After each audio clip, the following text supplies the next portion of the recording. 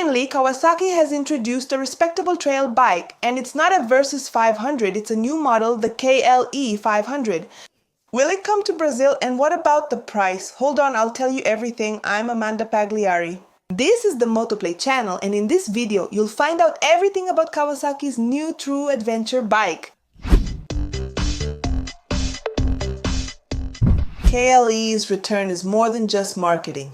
The bike was designed from scratch to be a mid-size adventure bike with real off-road capability. Its main feature, which sets it apart from the Versys line, is the spoked wheel setup, 21 inches at the front and 17 inches at the rear. A classic setup for off-road riding. The Versys, on the other hand, is a crossover, meaning it's designed for comfortable riding on asphalt. The KLE, on the other hand, is a trail bike for you to ride on any terrain. But before we show you everything about the new KLE 500, let's talk a little about the history behind this name. For those who don't know, the original KLE 500 was a very famous trail bike in Europe in the 90s and 2000s. Robust, reliable, perfect for no-nonsense adventures. But one important thing, it was never officially sold in Brazil. It became a legend for many Brazilians who only saw it in magazines. So did you ever get to know the old KLE? Write here in the comments and tell me also if you ever wanted to have one of them. At the time, the KLE 500 was discontinued, making way for the KLE 650, which later became the Versys. But this time, it didn't come to replace the Versys, but rather to add to Kawasaki's lineup. From what I understand, the Versys 300X will remain as the entry-level adventure bike. Although the Versys 300X has the X and spoked wheels, I still see it as a crossover, not a trail bike, similar to the 650. I discussed this in my full review video covering the pros and cons. If you haven't seen it, I'll add the link in the description and the card. But let's get straight to the point. The KLE 500 is back, and not just to look good. It comes with a bold design inspired by the old KLE, that more Dakar style look with a tall front ready to face any challenge. So, what did you think of this bike's look? Leave your comments below. It's coming in strong to compete in the booming mid-displacement motorcycle market. And soon I'll do a comparison with the direct competitors of the new KLE, so watch until the end so you don't miss it. But I want to know what you think about this new strategy from Kawasaki. Do you prefer a Versys 500 or did you like this new release? Just a reminder that motorcycles more focused on off-road usually don't have comfortable seats. So if you want to travel comfortably, especially with a passenger, then the best choice would be the Versys 500. Now, let's talk about the technical features of the new KLE 500. But if you're enjoying the video and finding it really thorough, how about leaving a like, please? And to make sure you don't miss the upcoming releases, go ahead and subscribe to the channel so you'll be the first to know everything. The engine that powers the KLE 500 is the same 451cc parallel twin that's already used in the new Ninja 500 and Z 500, also in the Eliminator 500. Kawasaki hasn't released the official power and torque figures specific to the KLE 500 yet. That's because they use different strategies in each country. But as a reference, I'll use the Ninja 500, which with this engine produces about 51 horsepower here in Brazil. So I think it's going to come with the same setup, okay? And the expectation is also that it will be remapped to deliver more power. Good for off-road at low to medium RPMs.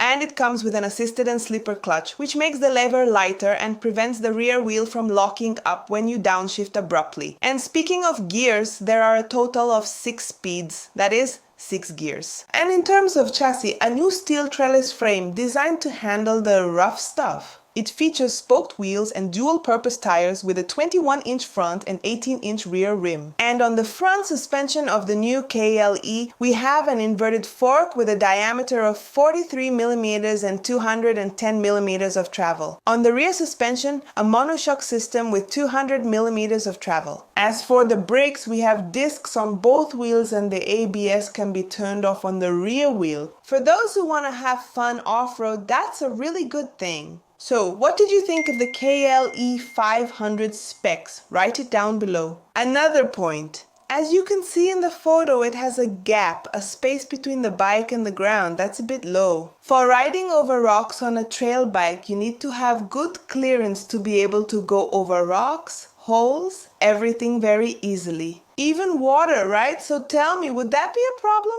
But let's wait and see how the market will respond. Before I tell you about the competitors, let's see which versions Kawasaki has prepared for its new and only big trail so far. The KLE 500 was announced in two versions. The standard, which comes with a smaller windshield and conventional bulb turn signals. Oh my god, LED headlight and a simple liquid crystal display panel, okay?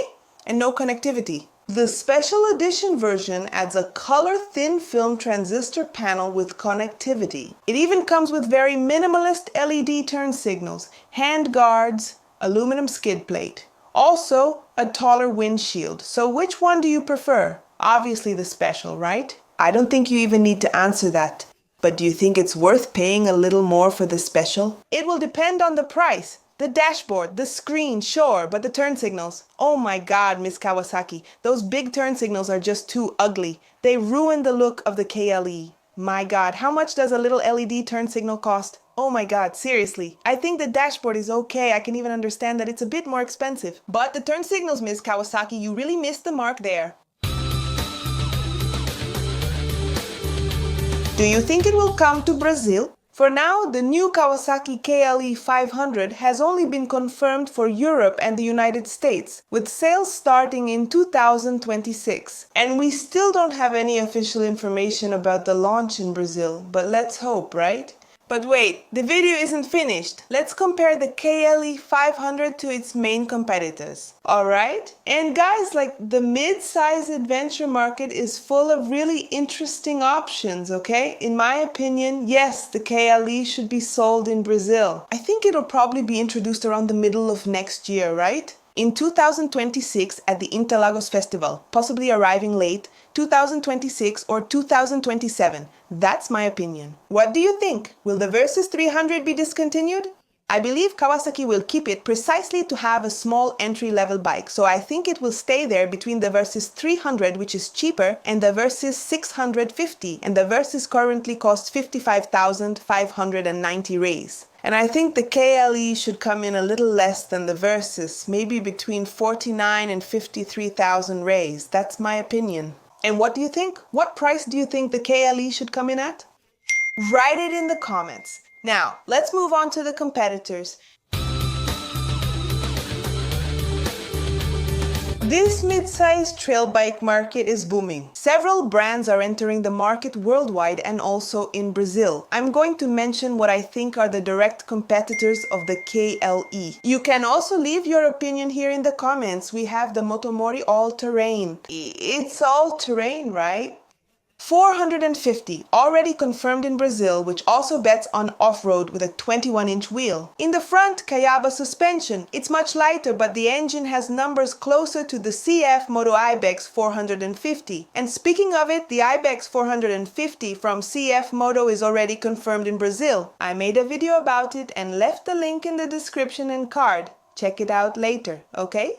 The Ibex 450 is the toughest in the group, featuring a 21-inch front wheel and 18-inch rear favored for extreme off-road. Both the tires and rims are tubeless. And there's also the newly arrived F400 GS, which is a premium trail bike with more technology. However, its off-road capability is questionable. It has 19-inch alloy front wheels, making it better for asphalt than off-road. This setup matches the BMW 1300 GS and GSA. The 450 GS also offers a spoked wheel version. You can get that as an optional feature, but even so, the 19-inch rim doesn't give much power off-road.